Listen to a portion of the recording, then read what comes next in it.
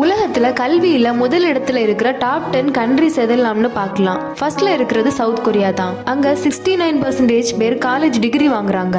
ரெண்டாவதா டென்மார்க்ல சின்ன வயசுல இருந்தே படிப்புக்கு முக்கியத்துவம் கொடுக்கறாங்க. 3-4 வயசுலயே 97% குழந்தைகள் ஸ்கூல்ல சேர்ந்துடுறாங்க. மூணாவதா நெதர்லாந்துல 5 வயசுல இருந்து 16 வயசு வரைக்கும் கட்டாய படிப்பு இருக்கு. நாலாவதா பெல்ஜியத்துல பல மொழிகள்ல படிப்பு இருக்கு. 98% குழந்தைகள் ஆரம்ப பள்ளியில இருக்காங்க. அஞ்சாவதா ஸ்லோவேனியால 95% பேரு உயர்நிலை பள்ளியை முடிச்சிடுறாங்க. அப்புறமா இளங்கலை பட்டத்துக்கு பணம் கட்டவும் தேவையில்லை. ஆறாவதா ஜப்பான்ல ஒழுக்கத்துக்கும் படிப்புக்கும் ரொம்ப முக்கியத்துவம் கொடுப்பாங்க. 65% பேர் காலேஜ் டிகிரி வாங்குறாங்க. ஏழாவதா ஜெர்மனில தொழில்முறை படிப்புக்கும் நடைமுறைக்கும் தொடர்பு இருக்கும். அங்க படிப்பும் இலவசம். எட்டாவதா பின்லாந்துல எல்லாரும் சமம்னு சொல்லி ஒவ்வொருத்தருக்கும் தனித்தனியா பாடம் சொல்லி கொடுப்பாங்க. புதுசா எதையாவது செய்ய ஊக்குவிப்பாங்க. ஒன்பதாவதா நார்வேல 6.7% GDP கல்விக்காக மட்டுமே செலவு செய்யறாங்க. அங்கேயும் படிப்பு இலவசம். தனித்தனியா ஒவ்வொருத்தருக்கும் கவனம் கொடுப்பாங்க. பத்தாவதா அயர்லாந்துல 93% பேர் உயர்நிலை பள்ளி பட்டம் வாங்குறாங்க.